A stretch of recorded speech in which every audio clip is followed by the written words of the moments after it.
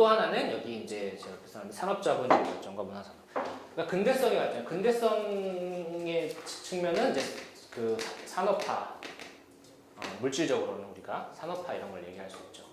산업화되면서 실제로 대량 생산이 가능하고 뭔가를 만들어낼 수 있는. 그러니까 옛날처럼 이렇게 옛날보다 훨씬 더 그전보다 훨씬 더 무엇을 빨리 만들어내고 쉽게 만들어낼 수가 있게 됐죠.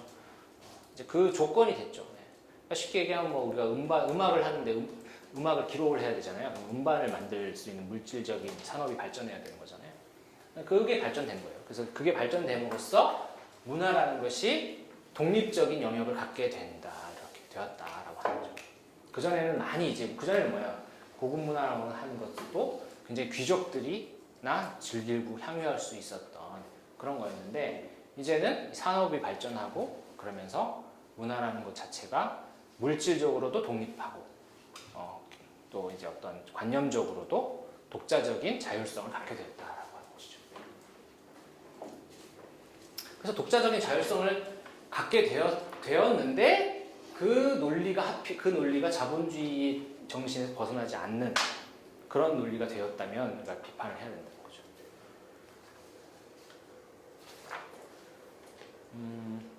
자, 여기 인용, 이 페이지에 인용을 볼게요.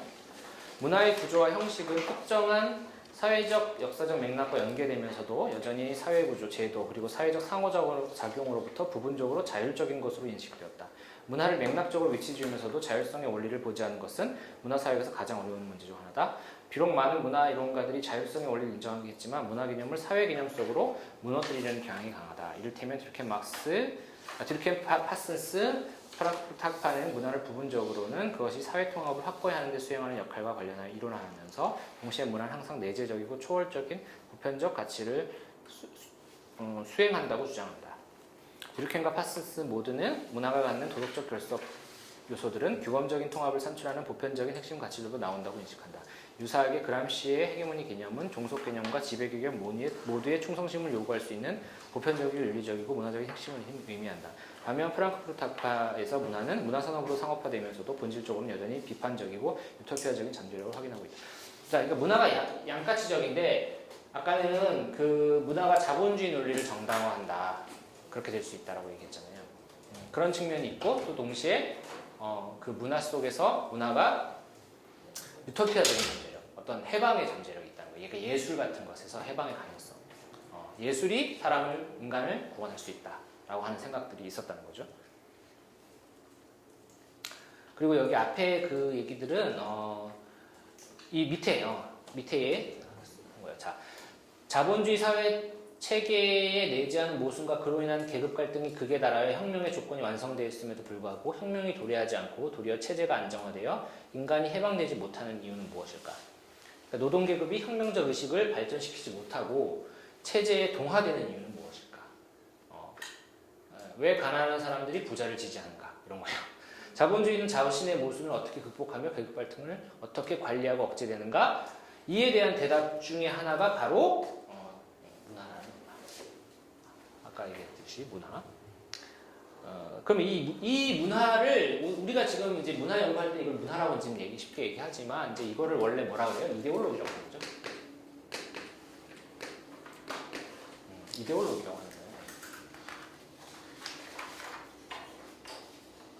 자, 이데올로기가 뭐냐? 체계적으로 왜곡된 의식 이렇게 생각할 수도 있고 허위 의식, 거짓 의식 이렇게 이제 기본적인 정의는 그렇습니다.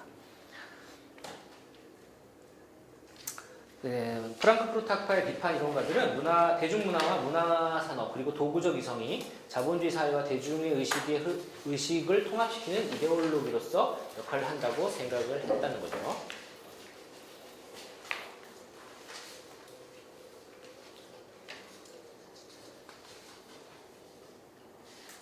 자, 이 밑에 나온 건 아까 제가 그 화폐 얘기한 거 그 얘기인데 한번 읽어보셔도 될 것 같고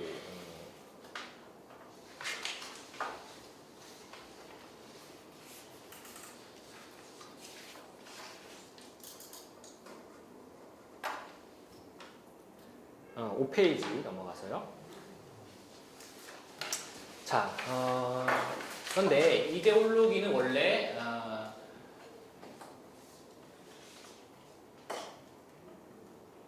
지배 계급의 지배적 사상 이렇게 정의를 하거든요. 그러니까 지배 계급의 지배층 쉽게 얘기하면은 우리 이제 사회 지도층이 갖고 있는 어떤 사상이 있다고 합시다. 근데 그 사상이 사회를 지배하고 있는 거예요. 그리고 모두가 이제 그것에 문제는 지배하고 있는 거예요. 거기까지 지배하고 있는 거예요. 옛날에 뭐 조선시대 이런 거 치면 뭐 조선시대는 뭐 유교국가였고 뭐 그 전에 뭐 통일신라는 뭐 불교국가였고 그런 식으로 고려는 불교국가였고 그거는 불교는 이제 고려 지배층의 종교 사상이잖아요. 지배적 사상이잖아요. 뭐 민중들이 그거를 따르든 안 따르든 상관없이 나중에는 다 따르게 됐지만 처음에는 그죠. 조선시대도 마찬가지예요. 조선시대도 원래는 고려 시대에 다 불교를 믿었지만 그 지배층들이 자신의 그 정당한 지배 사상으로 제시한 게 성리학이었던 거잖아요. 성리학을 제시하고 그거를 지배 사상으로 정당화하고 그러면서 그걸 계속 이제 퍼뜨렸잖아요. 그죠? 백성들한테 강요하고 이제 그렇게 했죠. 원래 이제 기본적인 이데올로기는 그런 개념인데 실제로 이데올로기가 그런 식으로 작동하냐 하는 이제 학자들이 보니까 이제 그렇지 않은 것 같다라는 거죠. 그런 측면도 있지만 보면 중요한 것은 그 이데올로기를 대중들이, 뭐 시민들이 아니면 민중들이 자신의 것으로 받아들이는 그걸 바로 문화라고 하는 거예요. 그래서 원래 문화라는 개념은 좀 좋은 개념이잖아 우리가 생각할 때 그죠? 좋은 개념이고 넓은 개념이고 우리 친숙한 개념인데 이데올로기 좀 나쁜 개념이잖아요. 근데 사실 문화와 이데올로기는 같은 거다 이렇게 되는 거지. 왜냐하면 이데올로기는 항상 문화적으로 관철이 되니까 대중의 동의와 우리의 친숙함을 통해서 작동하는 거거든요. 근데 그것이 이제 현대 사회에서는 가장 그게 구체적으로 작동하는 게 대중문화 같은 거다 이렇게 보는 거죠. 그래서 이제 여기 5페이지에 이데올로기는 대중의 동의를 통해서 관철합니다. 동의. 이제 그 문화적 동의라고 하죠. 동의의 차원도 여러 가지가 있지만 이제 보통 이제 이걸 그람시라는 이제 철학자가 있었어요. 운동가 겸 철학자가 있었어요. 이 사람은 이제 이걸 헤게몬이라고 이제 정의를 했는데 문화적 동의라고 하는 것이죠. 그 대중, 피지배 계급은 도덕적, 종교적, 문화적, 정치적인 비합리적 감상과 가치를 통해서 지배 집단들에게 설득이 된다. 어떤 비합리적인 감상과 가치. 그 우파들의 논리도 많이 이런 측면이 있죠. 한국엔 특히나 좌파는 보다 이성적인 측면이 있는 것 같고 그리고 저 여러 가지 복잡한 그 설명이 필요하지만 어쨌든 단순하게 우리가 얘기했을 때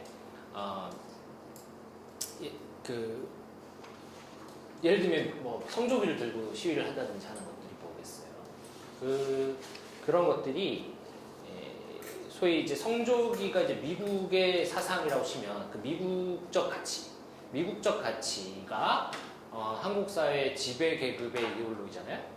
지배적 사상일 수 있어요. 근데 뭐 그건 그렇다고 치더라도 그 사상이 그 우익 대중들한테 관철될 때는 굉장히 느낌적 느낌으로 우리 요즘 표현하는 말로는 느낌적 느낌으로 받아들입니다. 왜 좋은지 몰라. 인터뷰해봐도 잘 몰라요. 왜 그런지 모르는데 그냥 좋은 거야. 그냥 미국 하면 거기서 부채춤 추고 이런 거 있잖아요. 그런 것들이 이제 비합리적인 감상과 가치의 형태로 설득이 된다는 거예요. 설득이. 그럼 아니면 뭐 박근혜를 지지했던 분들도 다 그런 거죠. 이제 과거의 그런 향수라든지 실질적으로 이제 뭐 박정희가 경제 성장을 했네 이런 거 통계 수치로 봐도 엉망인 경우가 굉장히 많은데 그런 건 잘 모르죠. 그런 건 상관없이. 제가 여기서 한번 말씀을 드리고 싶습니다. 보수 논리, 성조기, 그 사람들이 그거에 대한 어떤 저도 사실 그걸 보고 사람들이 생각해서 어떤 배경을 가지고 그런 걸 좋아하게 되니까 저는 나름대로 생각을 잠시 해보니까 이게 이 이거는 뭐 그 사람들도 이런 생각은 안 하겠죠. 그러나 제 생각에는 미국이 6.25 전쟁에 참여를 했잖아요. 네. 참여를 했을 때 미국이 6.25 전쟁에 참여하는 것은 공산 진영하고 그 당시 냉전 시대에 그 같이 맞서 그렇죠. 그거니까 가치를 지키기 위해서 그렇죠. 민주주의 가치를 지키기 위해서 이제 네. 그런 순관이나 말하자면 네. 목표를 가지고 와서 이제 그런 활동을 했는데 그런 상징적인 의미가 네. 성조기에 있죠. 수행이 된게 그럼 아닌가. 그건 맞습니다. 네, 그렇죠. 맞아요. 맞고요. 그러니까 이제 보수 진영들 사람들이 그 중에는 진짜 보수가 있어서 그걸 의식적으로 생각할 수 있는 사람들은 그런 쪽으로 생각을 하지 않습니까? 맞죠. 아니 근데 맞아요. 거기에 이제 동원하는 분들이나 이제 거기에 이제 또 지도층이 있잖아요. 리더들이 있잖아요. 그 리더는 당연히 알죠. 모르는 게 아닌데 거기에 이제 동원된 대중들이 아닐 수도 있는 거예요. 그런 걸 알더라도 중요한 것은 우리가 거기에 설득되는 거는 논리에 설득되는 게 아니라 감정 그런 것들에 서 가치 이런 것에 대해서. 그렇죠. 반공주의 그거 빨갱이가 싫으니까 이런 거에 의해서 설득이 되는 거지. 그죠? 그거는 사실은 모든 사람들이 그런 거예요. 대체로. 근데 이제 하여튼 여기는 일반적인 우리 논리를 얘기할 때 이데올로기가 관철되는 방식은 다 그런 비합리적인 형태로 관철된다. 근데 그거는 이데올로기를 우리가 아주 큰 어떤 그런 사상 같은 걸로 생각하니까 이제 그런데 우리가 아주 좀 일상적인 걸로 얘기하면 예를 들면 오염 있잖아요. 더러움. 오염에 대한 어떤 혐오 같은 거 있잖아요. 그런 것도 이데올로기라고 할 수가 있어요. 그거는 논리적으로 설득되는 게 아니에요. 그냥 더러운 거야. 내가 싫은 거야. 대중들은 그거를 그러니까 지금 말씀하신 대중들은 그냥 받아들이고 그래서 이제 우리가 뭐 예를 들면은 인종이나 소수자나 이런 사람들 혐오하는 사람들이 있다고 한다면 그 혐오도 논리적으로인 게 아니에요. 논리적인 게 아니라 그 혐오도 감정적인 거예요. 그죠? 그냥 막 싫은 거예요. 그런 차원을 얘기하는 거예요. 그래서 사실 이데올로기는 그런 식으로 관철되기 때문에 작동하기 때문에 굉장히 이제 어려운 문제예요. 그걸 깨뜨리기가 굉장히 어렵고 그런 것이죠. 그래서 근데 이제 특별히 하여튼 이런 부분에 있어서 이제 그람시는 이걸 헤게모니라고 했는데 헤게모니는 이제 이데올로기의 문화적 지배 양상이다 이렇게 얘기를 했죠. 다시 말해 기득권이 바뀌지 않는 이유가 뭐냐? 이데올로기를 통한 계급 지배가 단순한 어떤 거짓말, 그냥 사기를 치는 게 아니에요. 단순히 사기를 쳐서 그렇게 되는 게 아니라 기만이 아니라 어떤 상징적인 권위 혹은 도덕적인 정당성을 일상 속에서 어떤 형태로 획득을 하냐면 지식, 상식, 문화, 민속 신앙의 형태를 띠기 때문입니다. 그러니까 뭐 어렵지 않죠? 이거 설명해도 그냥. 그러니까 이 이데올로기라는 것은 지배계급의 이데올로기나 지배계급의 사상, 지배적 사상 이런 것들은 상식이 됩니다. 상식. 그리고 그러면 이제 거꾸로 생각해 볼 수 있죠. 우리가 상식이라고 생각하는 것들은 의심해 봐야 되는 거지 항상. 상식이라고 생각했던 거는 이거 음모론이 아니라 상식이라고 생각했던 거는 사실은 누구에게 도움이 되는 거야? 지배계급. 뭐 지배계급이라고 이제 얘기할 수도 있고 아니면 우리가 자본주의라든지 좀 더 크게 거시적으로 얘기할 수 있겠죠. 거기에 복무하는. 아까도 얘기했잖아요. 자기개발 같은 게 대표적인 거잖아요. 자기개발 논리 같은 게. 그 자기개발 우리나라는 상식이잖아요. 열심히 해서 내가 나의 스펙을 쌓아서 그 스펙을 가지고서 뭐 취직을 하든 뭐 하는 게 당연한 것이다. 그렇게 생각하는 거잖아요. 그 상식이잖아요. 그 지식이고. 근데 그게 사실은 그걸 해서 누가 부른 거예요? 그걸 해서 자본주의가 잘 굴러가게 하는 거지. 아니면 이제 민속신앙의 형태를 띈다. 이건 뭐 이제 약간 민족 정서 같은 거라고 생각할 수도 있겠죠. 그 뭐예요? 가부장제 같은 거 대표적인 거죠. 맨날 얘기하지만 제가 가부장제 맨날 얘기하지만 그냥 어른 공경하고 이런 게 그냥 그 자체로 미덕인 거예요. 맥락 상관없이. 그게 이제 누구에게 좋은 것이냐. 항상 그 사회학, 그래서 이런 태도를 바로 이제 사회학이라고 하는 거예요. 사회학은 항상 그것이 누구에게 복무하는가. 누구에게 서비스를 하고 있는가, 서브를 하고 있는가. 누구를 위해서 이것이 작동하고 있고, 누구를 위해서, 이게 누구한테 유리한가, 누구에게 이득한가. 이걸 항상 생각을 하는 거죠.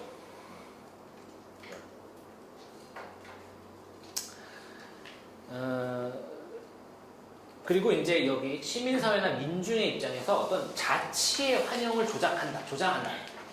무슨 얘기냐? 자치. 내가 스스로, 우리가 스스로 자치하고 있다. 스스로 통치하고 있다. 자치적인 행위를 하고 있다. 좀 다른 말로 바꾸면 내가 주체적이다. 이렇게 생각하게 한다. 자, 자기개발 마찬가지예요. 오늘 자기개발이 얼마나 주체를 강조해요.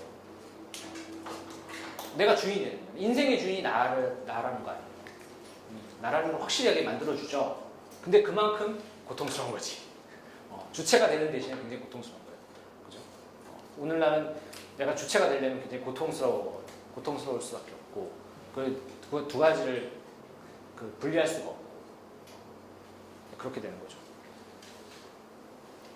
그래서 어떤 의미에서 주체가 된다는 것, 선택의 자유를 갖는다는 것, 주체가 된다는 것은 굉장히 피곤한 얘기예요. 고통스러운 얘기죠. 조금 웃긴 예를 들자면, 자판기에 이렇게 뭐 음료수가 너무 많이 있으면 굉장히 선택하기가 힘들잖아요. 뭘 먹을까 한참을 고민하고. 저도 그런 선택을 잘 못하는 그런 경향이 있어가지고 편의점 같은데 이제 항상 저녁에 이제 집에 이제 오늘도 강의 끝나면 이제 집에 들어갈 때 편의점을 들을 가능성이 높은데 들으면은 배가 고프잖아요. 근데 굉장히 뭘 먹을까 이게 굉장히 고민이에요. 먹을 게 너무 많아. 지천에 먹을 건데 선택을 못하는 거예요. 이걸 먹을까? 이거 먹으면 살찔 것 같은데 이건 당이 너무 높아. 계속 막 고민하다가 한참 고민하다가 겨우 하나 사는 거예요. 그게 이제 주체성인데 그거는 내가 진정으로 주체라고 할 수 있을 것인가? 내가 자유롭다고 할 수 있을 것인가? 아니죠. 그건 특정한 세팅 안에서 내 자유. 편의점이라는 세팅 안에서 그 편의점을 자본주의 상징이라고 생각할 수 있잖아요. 자본주의 안에서 벗어나지 못하면서 그 안에 있으면서 내가 굉장히 막 주체적이라고 생각하고 자유롭다고 생각하고 막 살아가는 거예요. 그게 뭐예요? 그게 이데올로기예요. 그래서 이제 이런 방식으로 지배가 관철되는데 이걸 이제 문화적인 방식으로 관철된다. 대중문화가 이제 그런 데 많이 복무하고 있다. 대중문화에서 항상 가부장제도 굉장히 좋게 나오잖아요. 항상 우리나라 드라마는 맨날 전형적 아침 드라마나 가족 드라마는 딱 두 가정이 나오잖아요. 이렇게 현대적인 기업가 집안의 가정이 하나 나오고 양옥계에 살아요. 그죠? 양옥 오랜만에 쓴다. 이 단어 양옥. 독립주택에 살고 아니면 그런 데 살고 아파트에 살고 아니 하나는 꼭 이제 기역자나 디귿자 전통 가옥에 사는 요즘에 그런 집이 어딨어. 그래서 꼭 사는 나오죠. 이렇게 두 집안이 나오는데 두 집 다 이제 가부장이야. 아버지가 다.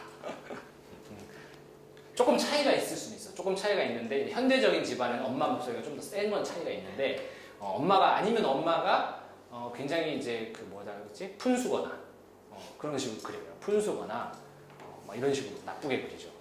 그리고 이제 전통적인 이제 가옥에 사는 집안에서는 아버지가 가부장이긴 한데 아버지는 아무 말을 안 해. 공통적으로 제가 일반적으로 하면 그렇더라고요. 요즘에 아버지는 아무 말을 안 해. 엄마가 막 난리를 쳐 맨날. 항상 무슨 일이 나면 엄마가 난리를 치고 아버지는 가만히 있어. 엄마를 날리지도 않아. 그러다가 이제 엄마가 사고를 치면 조용히 몰래 가서 이제 자식들한테 이렇게 자식들을 다독인다든지 이런 식으로 이상한 형태의 이제 가부장, 부드러운 형식의 가부장을 이제 보여주고 있는데 그런 것들이 이제 나중에 결론적으로 이제 가정이 화목하는데 하여 기여를 하죠. 해피엔딩은 끝나야 되니까 일단은 해피엔딩이 끝나요. 그러면 이제 그게 뭐예요?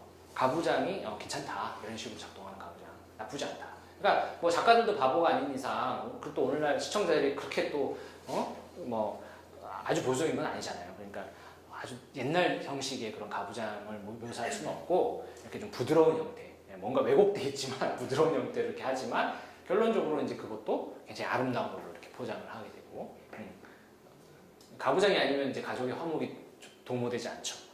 이제 이런 방식으로 나오죠. 이제 이런 것들이 바로 문화의 형식을 통해서 이데올로기가 관철되는 것이죠.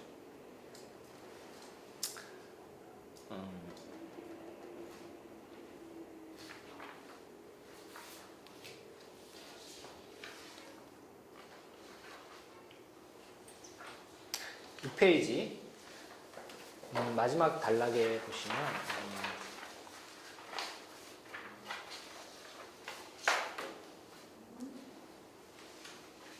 뭐 정리한 건데요. 뭐 이데올로기는 그래서 단순히 사람들을 대중들을 속여서 관철되는 게 아니고 사람들을 또 즐겁게 해주고 원하는 것을 좀 주고 그리고 마치 자기 스스로 선택했다는 착각을 가지게끔 하는 방식으로 관철된다는 거예요. 그죠? TV를 보는 행위도 다 내가 좋아서 보는 거고 드라마도 다 내가 즐기는 거 아닙니까?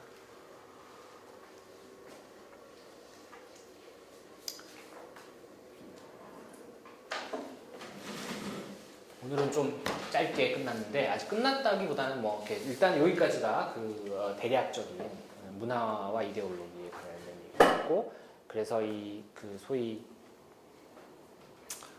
근대 문화의 어떤 부정적인 측면들 이런 측면들을 한편으로 보여주면서 한편으로 또 대중문화가 제가 이제 부정적인 측면을 얘기했지만 그런 문화 속에 그 문화 자체를 순수하게 받아들이는 사람도 많지 않죠.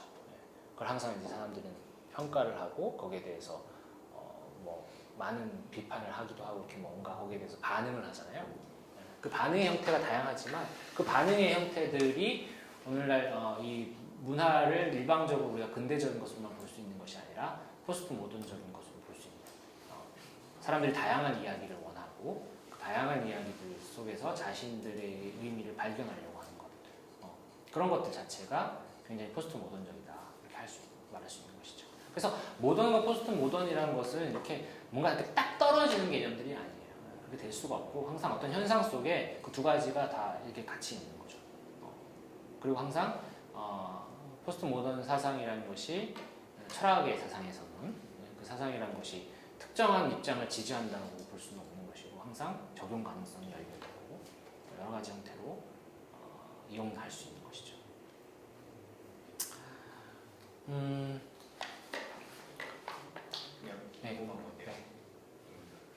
문화가 이게 뭐냐 어떤 주체성이 네. 있다라고 생각하게 만든다라고 네. 했다.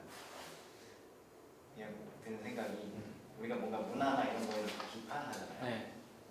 어떤 사람들이 나와 텔레비전에서 그게 어쨌든 대중문 매체를 통해서 다시 재생산되는 문제이라던가 그런 비판이라는 것 자체가 내가 이걸 비판하고 있다라는 것이 주체적이라고 오히려 문화가 이것들을 이렇게 소비시켜줌을 통해서 그 문화를 유지시키고 있다고 볼 수 있는 거예요. 그럼요.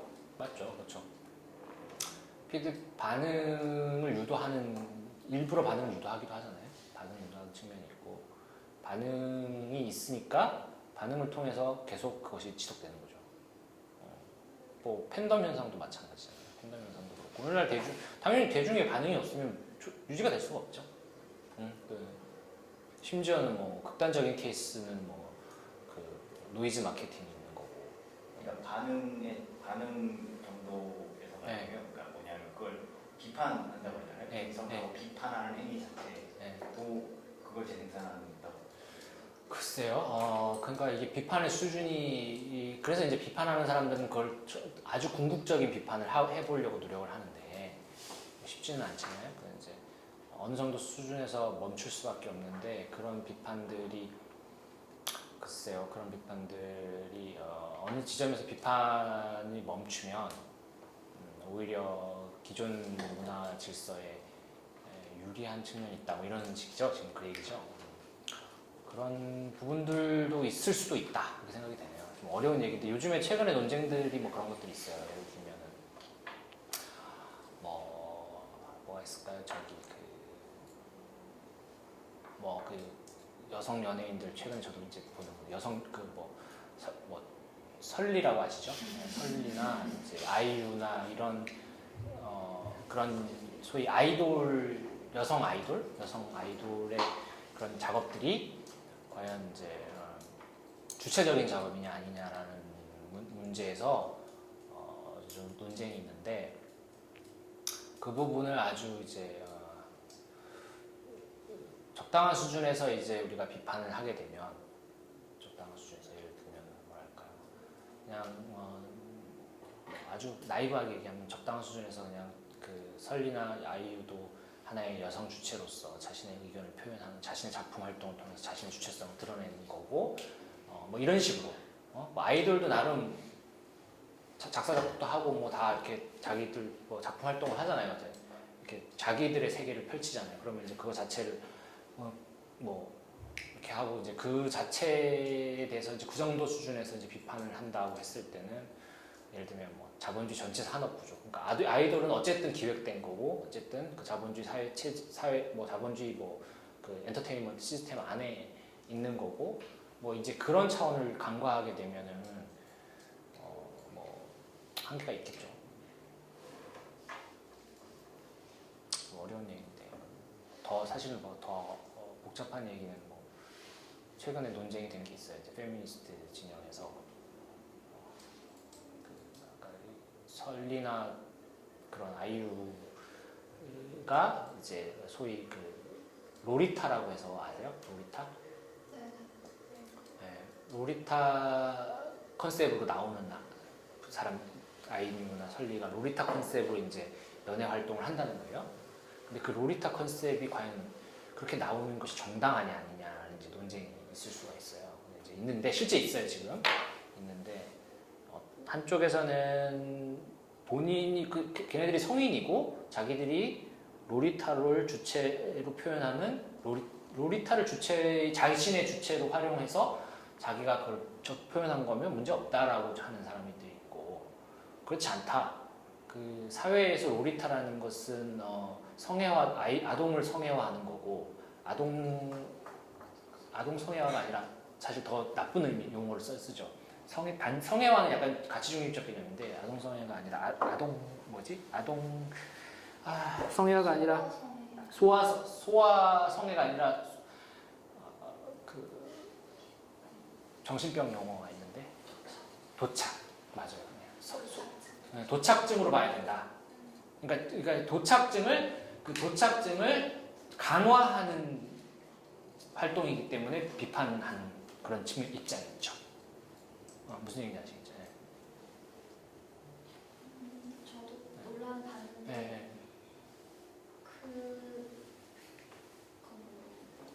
그게 어떤 여성 아티스트의 그냥 대중이 원하는 이미지를 나름 자기들이 탈피해서 자기들이 선택한 그런 그렇지. 주체적 이미지다라고 주장한다고 해서 뭐 그들이 뭐 거기 많은 대중이 원하는 데서 난 주체적이야라고 자기가 선택한 그것도 사실은 사회 안에서 그렇지. 여성이나 그렇지.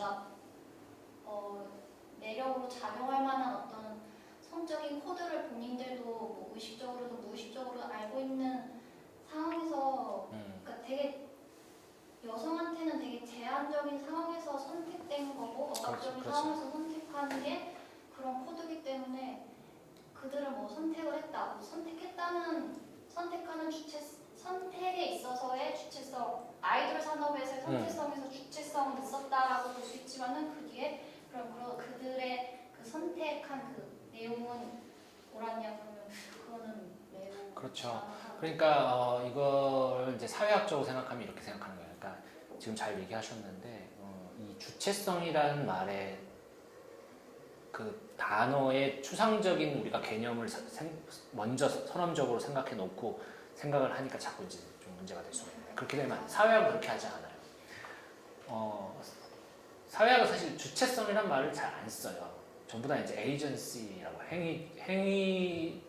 번역이 이제 에이전시란 말이 번역이 어려운데 행위자성, 그 행위 주체성이에요 원래. 행위 주체성. 근데 주체성이란 말 자체가 굉장히 철학적인 용어고 이제 오해의 소지가 있기 때문에 왜냐면 여기서 주체성이라는 건 항상 구조적 억압으로부터 완전히 독립된 자유로운 행위라고는 우리가 이제 생각을 하기 때문에 주체성이라는 말을 좀 안 쓰는데 모든 주체성은 항상 조건 하에 있는 거예요.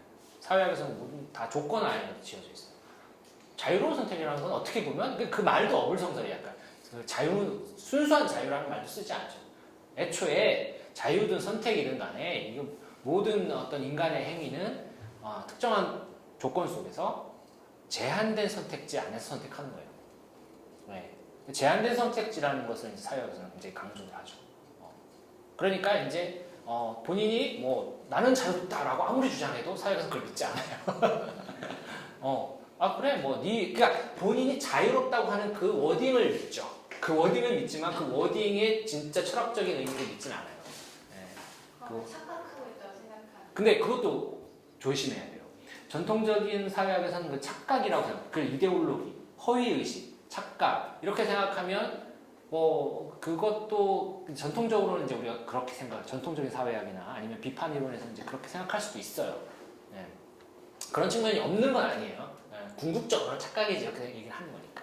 하지만 그것이 순전한 착각이냐 그게 아닌 거예요. 오늘 여기서도 얘기했지만 항상 그것은 사람들에게 의미를 주는 형태로 작동하는 거예요. 그러니까 내가 보기에 외부자의 입장에서 보면 착각이죠. 근데 그것을 하는 행위자에게는 나름의 의미가 있는 거예요. 그랬을 때 그것을 단순히 착각이라고 무시하면 안 된다는 게 이데올로기 이론이 가르치는 거예요. 가르치고 있는 거예요. 그러니까 그냥 남을 비난하기 위해서 너가 착각에 빠져 있다라고 쓰는 게 아니고 그렇게 쓰면 안 되고 그 사람이 그렇게 생각할 수밖에 없는 상황을 이해하자는 거예요.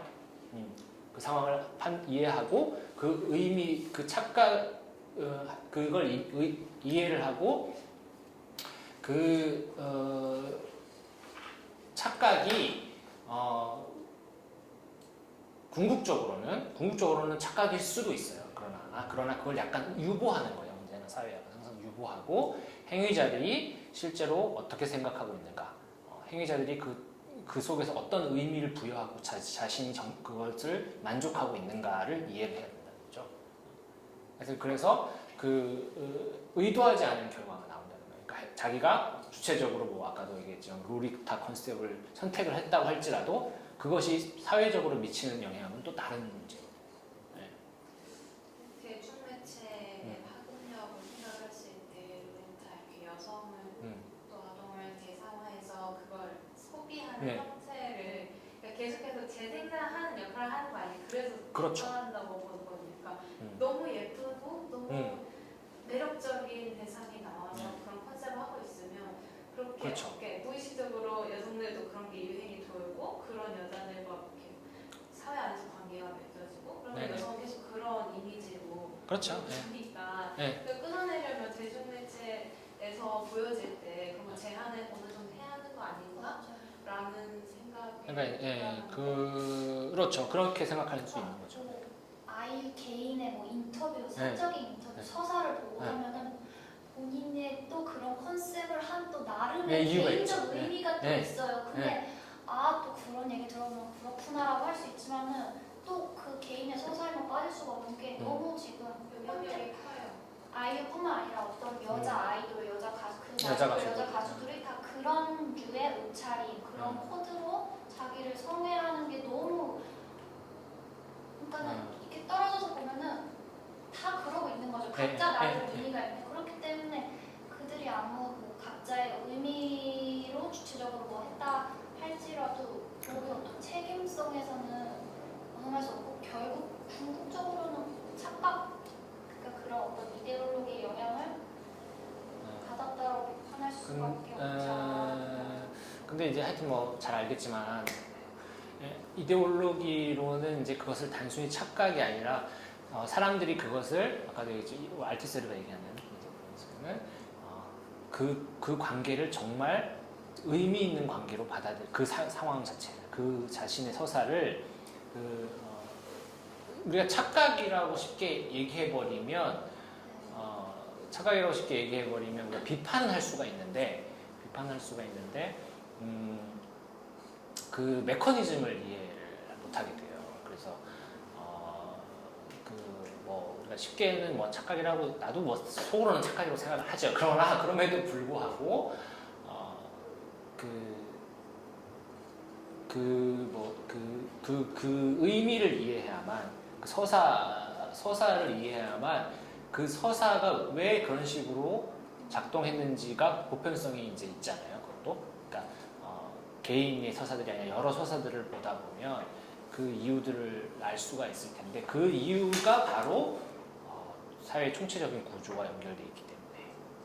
그러니까 착각이라고 하면은 오히려 당장은 비판이 되지만 사회 총체적인 모순된 구조를 보지 못할 가능성이 높고 하여튼 구조라는 게 구조라는 게 우리 인간의 외부에 그냥 독립적으로 존재하는 게 아니기 때문에 독립적으로 존재하는 게 아니라 우리가 그것을 의미를 부여하는 만큼 구조가 존재하는 거거든요. 그러니까 서사라는 것도 사람들이 의미를 거기다 부여하는 거잖아요. 서사를 자기가 거기에 의미를 부여하는 데에 구조가 있는 거예요. 그런 차원이 있어요. 그런 차원이 물론 객관적인 차원도 있지만 그 자체를 객관적이라고 할 수 있겠지만 독립적인 차원도 있지만 이제 굉장히 복잡한 논리인데 이거 사회 구조를 정의하는 방식. 그러니까 아까도 얘기했지만 자본주의가 아니면 화폐 경제, 이 자본주의 시장 논리, 돈의 가치 이런 것들이 우리 외부에 존재하죠. 그런데 우리가 거기에 서사를 갖는 거하고 동떨어져 있지 않아요. 그러니까 아주 나이브하게 또 설명을 하자면 단순하게 설명하면 예를 들면 우리가 거기에 아무도 의미를 부여하지 않잖아요. 거기에 자기 서사를 갖고 있지 않잖아요. 돈에 대해서, 화폐에 대해서, 자본주의에 대해서. 그럼 자본주의 없는 거예요. 그건 해방된 사회일 수 있죠. 어떻게 보면. 아니 아주 간단하게 얘기하면 우리가 막수도 얘기하는 거예요. 화폐가 왜 가치를 갖냐.